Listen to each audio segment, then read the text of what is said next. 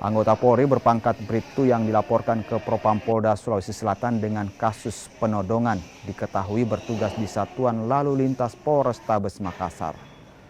Bribtu AH ditahan selama 7 hari usai aksinya menodongkan pistol ke sejumlah santri di pondok pesantren di Kabupaten Goa. Penyidik akan mendalami apakah terjadi kesalahan prosedur dan profesionalisme terkait penggunaan senjata api. Selain senjata api disita, Bribtu AH juga akan menjalani sidang disiplin di Polrestabes Makassar.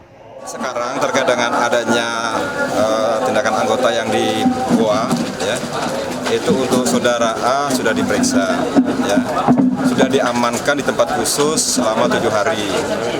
Dan begitu nanti kita tinggal menunggu proses sidangnya di dalam pemeriksaan yang dilakukan oleh Polrestabes Makassar. Itu update yang terkini.